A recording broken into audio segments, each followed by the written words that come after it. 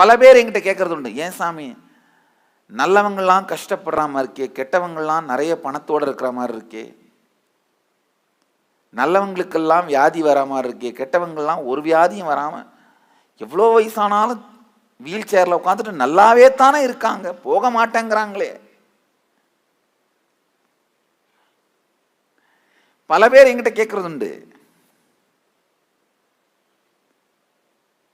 நல்லா தெரிஞ்சுக்குங்க, மனிதர்களுக்கு இடையிலே இருக்கிற எல்லா வேற்றுமைகளுக்கும் உடல் நல ரீதியான வேற்றுமை, மனநல ரீதியான வேற்றுமை, பொருளாதார ரீதியான வேற்றுமை, எல்லா வேற்றுமைகளுக்கும் குண்டலினி சக்தி மட்டுமே காரணம்.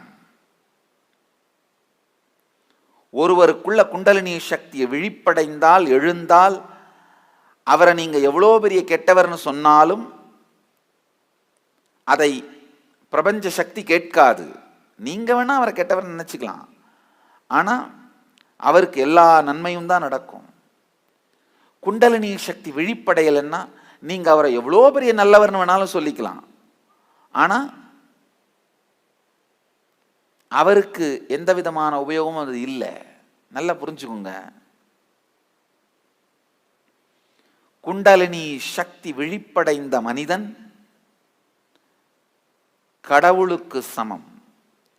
முழுமையாக யாருக்குள் குண்டலினி சக்தி விழிப்படைகிறதோ அவர் கடவுளுக்கு சமம். ஏனென்றால் குண்டலினி சக்தி கடவுள் தன்மைக்கான விதை.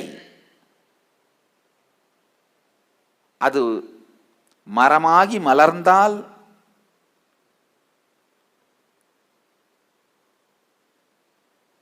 உங்களுக்குள் கடவுள் தன்மை